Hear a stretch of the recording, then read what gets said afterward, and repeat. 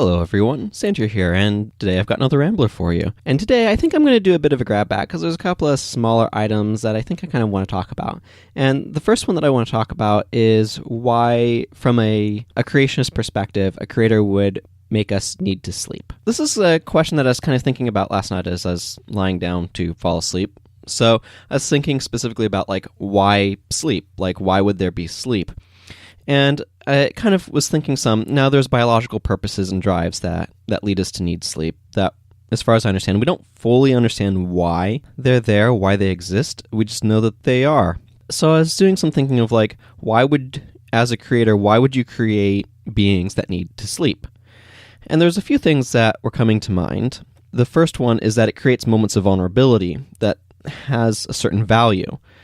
We need safety to sleep in. This leads to certain drives. It, for example, drives community because we need other people to rely on for that safety. It can drive a reliance on God as well, potentially, for that security. Another benefit of sleep is that it creates breaks.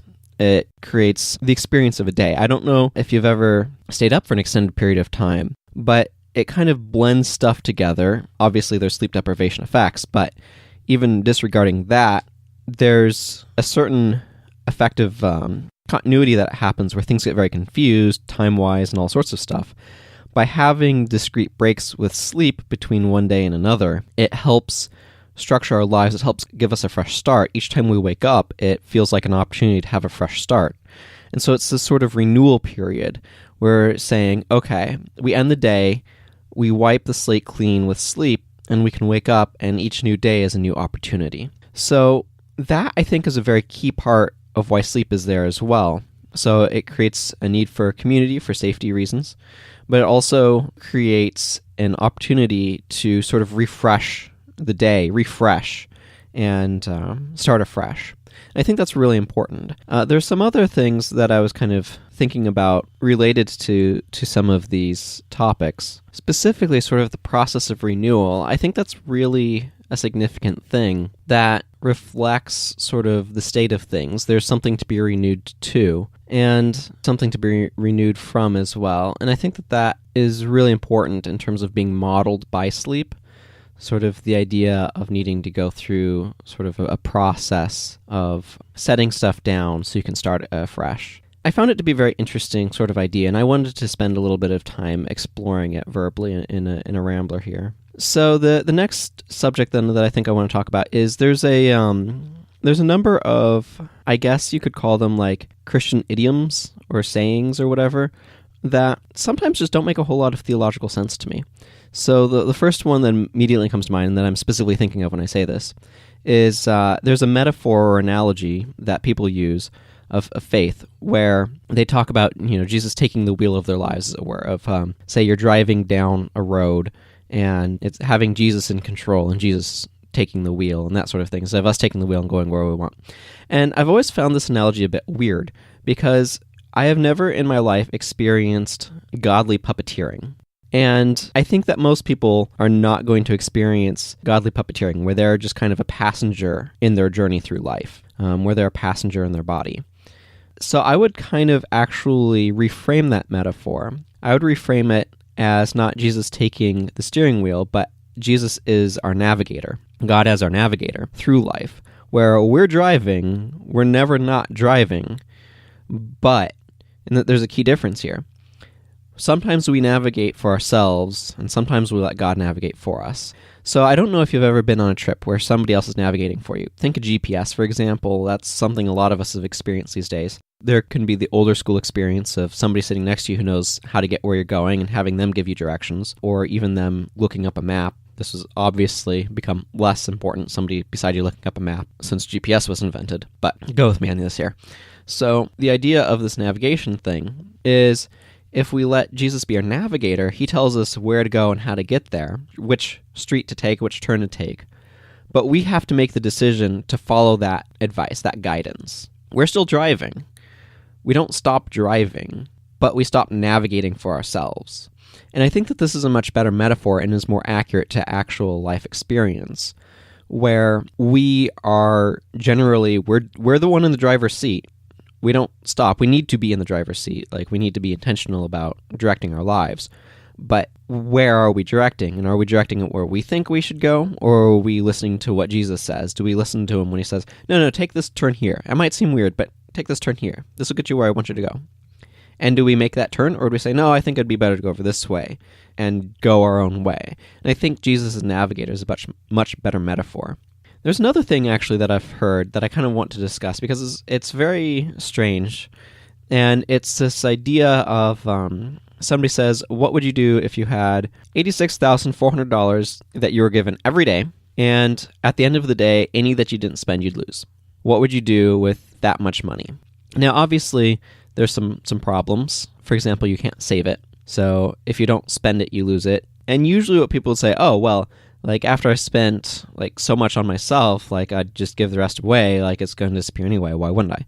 And then they say, well, time is like this, right? You get 86,400 seconds a day. And then they just kind of follow us. It's like, this is the worst sort of analogy. And I want to kind of critique it. I don't know, because this is what the mode I'm in today, I guess. And it doesn't make any sense because it misconstrues a comparative valuation between dollars and time. Time works so differently than dollars, where, and again, this is equating each second to $1. Let me tell you, I'd love to be paid $1 per second. That would be amazing. But the thing is, we have stuff that we need to block in to our time, like sleep, for example. That suddenly becomes a much smaller number when you drop it down to 57,024 because you're cutting off a giant chunk for sleep. Right? I reduced that by a third, approximately, because that's what happens when we sleep. You also have to spend a certain amount of time eating and going to the bathroom. That obviously takes some more chunks off, and that's going to be giant chunks when you're looking at it this way, right? You know, minus an hour at least, and that's another 3,600 seconds gone, and all of a sudden it's just slowly shrinking rapidly. Like, this analogy just doesn't make any sense.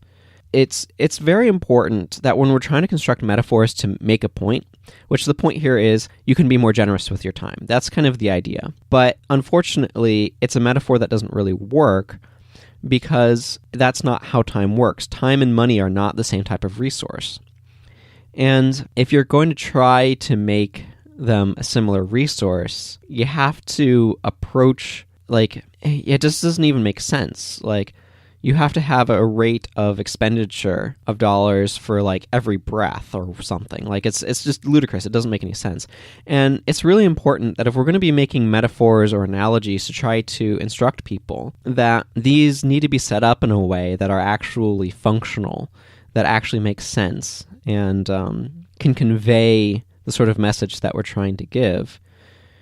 The thing is, there's only so many things that we need to spend money on in any given day, or even over most of the time. There's wear items, some amount of clothing, more in food probably, shoes, things like toiletries, and other items like that. So consumables, wear items, gasoline, electricity. But when you kind of look at the full picture of everything, time and money just don't work the same way. I can't, for example, say, oh, I don't need these seconds to do something in. And we definitely should be generous with our time. It's definitely a way that we can be generous as well, especially if we don't have as much money to be generous with. But if we're going to try to encourage people that way, we can't metaphor it up as being equivalent to what if you had $1 for every second. It just doesn't make any sense. And I hope we never get to inflation to the point where that suddenly starts looking more realistic too, because it's like, what if you had $100 every day that you could spend on whatever you wanted? You know, that would be a little bit closer.